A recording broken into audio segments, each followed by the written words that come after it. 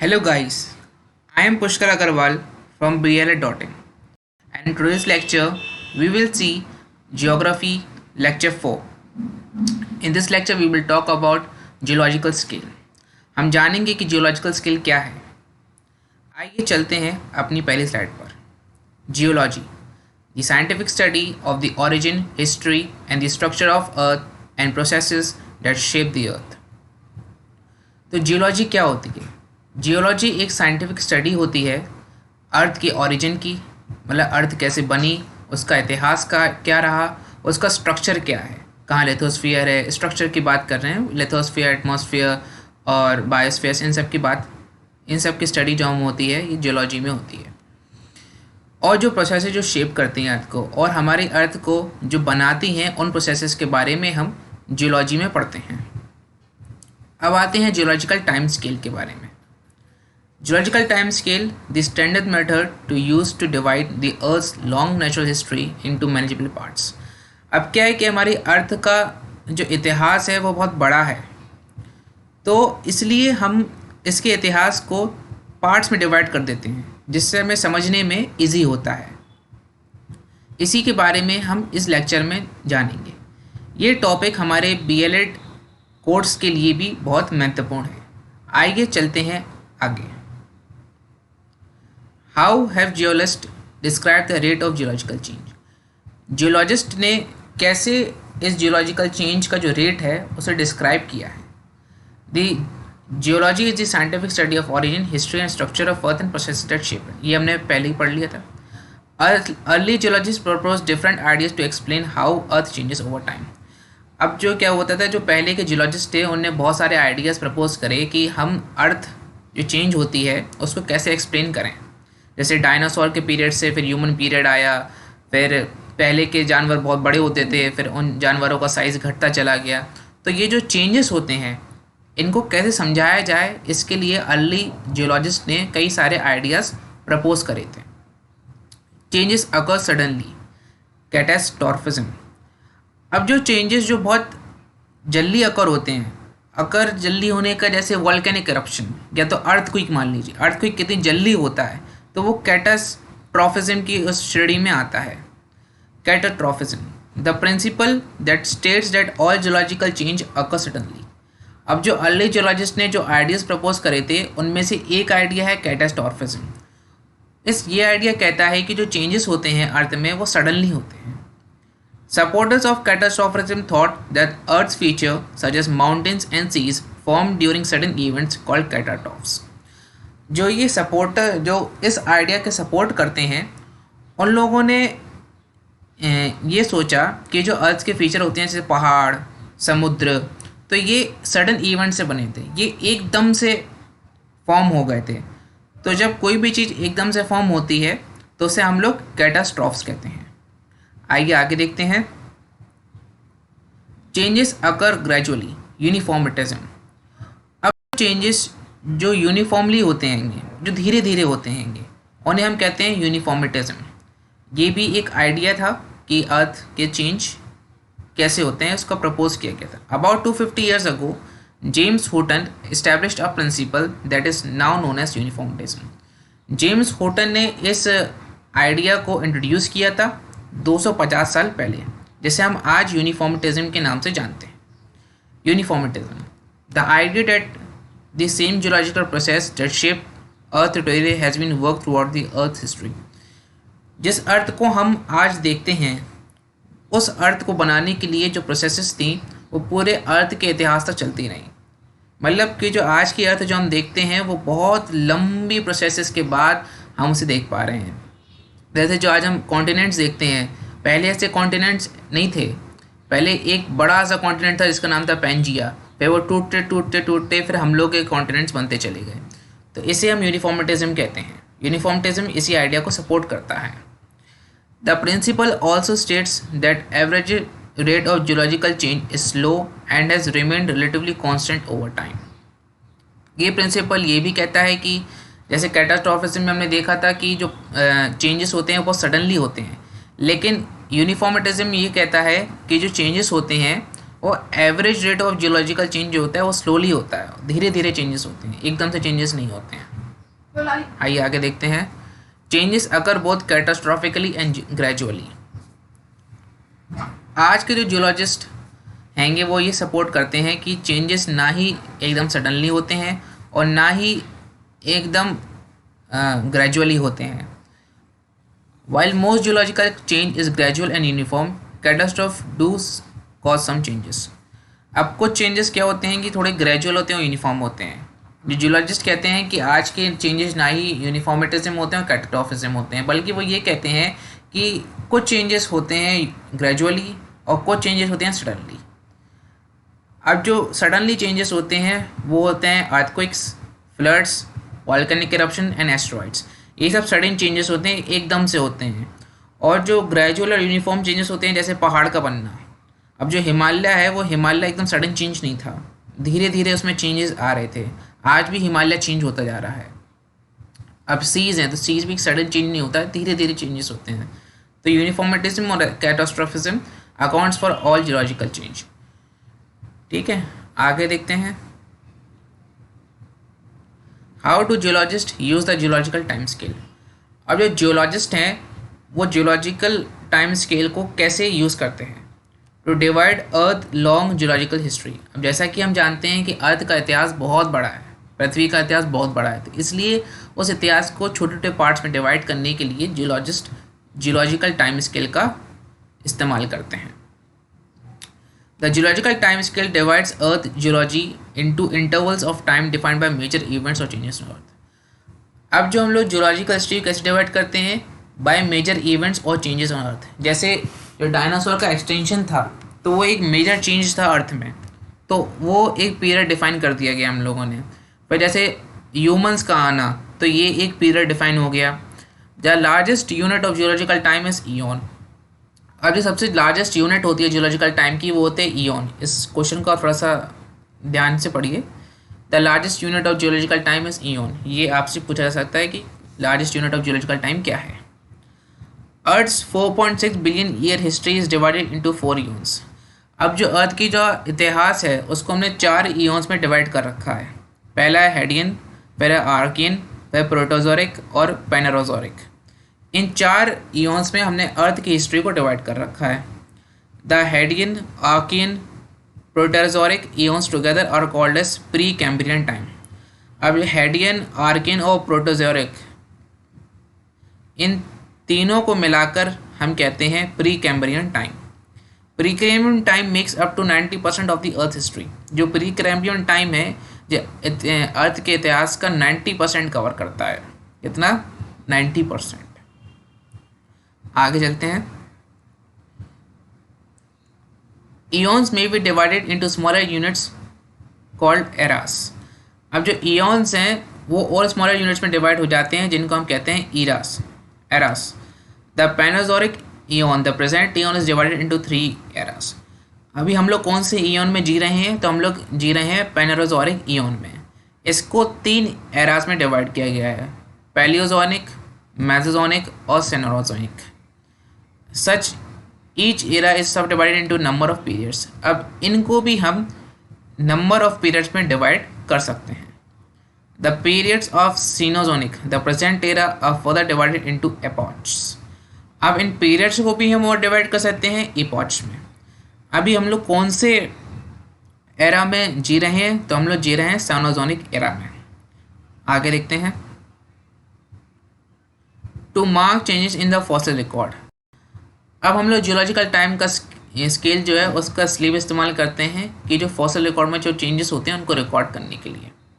जैसे some divisions are based entirely on fossil record.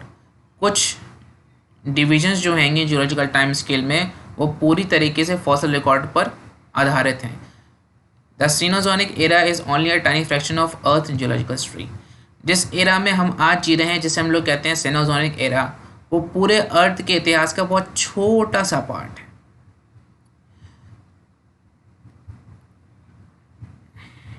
आगे हम देखेंगे what were some defining events of pre Cambrian time.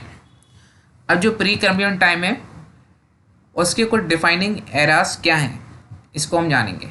The pre Cambrian time began with the formation of earth about 4.6 billion years ago. जो pre Cambrian time है, जो शुरुआत के 3 Eoin से मिलाकर बना था, वो 4.6 बिलियन ईयर अगो में चालू हुआ था। Massive super continents, the first oceans and the early atmosphere form during this time. इस समय सबसे बड़े कॉन्टिनेंट्स, सबसे सुपर कॉन्टिनेंट्स जिसे हम कहते हैं, सबसे पहले ओशियंस और सबसे पहला एटमॉस्फेयर इसी समय बना था। Towards the end of pre Cambrian time much of the earth's land surfaces were located near the poles and covered in ice. Pre Cambrian time के टाइम पर जितना भी लैंड था, जितने भी ओशियंस थे, वो नॉर्थ पोल में थे और and they were covered with ice. देखिए इसे, देखिए कितना बड़ा लैंड और कितने बड़े ओशियंस, ये सब नॉर्थ पोल में सिचुएटेड हैं and they are covered with ice. आगे देखेंगे, what were some defining events of Paleozoic era. अब प्री कैम्ब्रियन टाइम के बाद आता है Paleozoic era. The Paleozoic era began about 540 million ago. जो पैलियोजोनिक एरा था वो 540 मिलियन ईयर्स अगो चालू हुआ था। The supercontinent Pannotia was breaking up and supercontinent Pangaea began forming. सबसे पहला जो सुपर कॉन्टिनेंट था वो था पैनोशिया। तो पैनोशिया ब्रेक हो गया और पैनजिया बन गया, Pangaea. Life diversified quickly and dramatically during the Cambrian explosion, during which most major groups of organism first evolved। अब जो कहती लाइफ डाइवर्साइफ हुई क्विकली, एक इवेंट होता है कैम्ब्रियन एक्सप्लोजन। कैम्ब्रियन एक्सप्लोजन में क्या होता है बेसिकली कि लाइफ बहुत जल्दी जल्दी डाइवर्सिफाई होती है, कई सारे जीव जंतु फॉर्म होते हैं इस पीरियड में। और जो ये कैम्ब्रियन पीरियड है, ये 250 मिलियन ईयर्स अगो में एंड हो गया था with the huge mass extension event. ये कैम्ब्रियन एक्सप्लोजन क्या हुआ था कि एकदम से लाइफ डाइवर्सिफाइड हुई और फिर एकदम से लाइफ ख़त्म हो गई। मेजर मास एक्सटेंशन हुआ था 250 मिलियन ईयर्स अगो, जिससे कैम्ब्रियन एक्सप्लोजन का जो इवेंट था वो ख़त्म हो जाता है। During the Cambrian explosion new species evolve rapidly and earth shallow seas. अब क्या होता है, कैम्ब्रियन एक्सप्लोजन में बहुत सारी नई स्पीशीज इवॉल्व होती हैं अर्थ के शैलो सीज में। आगे देखते हैं, देखिए life began flourish in the seas and on land during Paleozoic era. The supercontinent spreads during the Mesozoic era.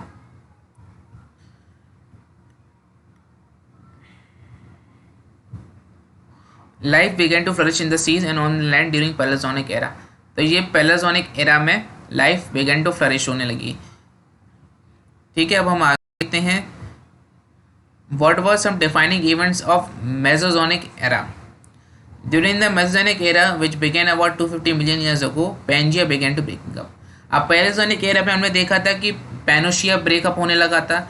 अब मेसोजोनिक एरा में पैनागिया ब्रेकिंग अप होना लगा।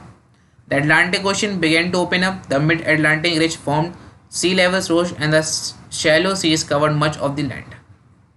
अब क्या होता है कि अटलांटिक ओशन ओपन अप होने लगता है, मिड अटलांटिक रिज फॉर्म होने लगती हैं, जो समुद्र तल है वो बढ़ने लगता है, शैलो सीज कवर करने लगते हैं much of the land.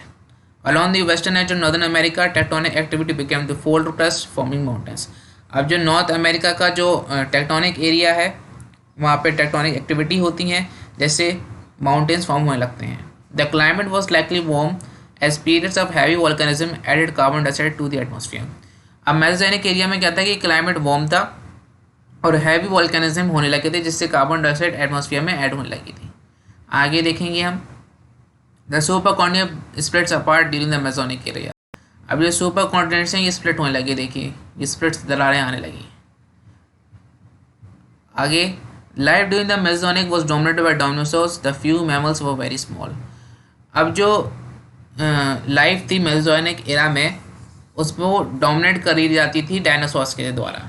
मेसोजोनिक area में डायनासोर्स पाए जाते थे और कुछ मैमल्स जो होते थे उनके वो बहुत छोटे होते थे। A mass extinction event about 65 million years ago marked the end of the area as the end of the dinosaurs। अब मेसोजोनिक एरिया में क्या था, डायनासोर्स आए और 65 मिलियन ईयर्स अगो डायनासोर्स खत्म हो गए। मास एक्सटेंशन हो गया, जिससे डायनासोर्स का भी अंत हो गया और मेसोजोइक एरा का भी।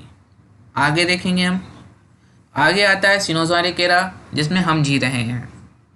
Cenozoic era begins about 65 million years ago with the Cretaceous mass extinction and continues to the present।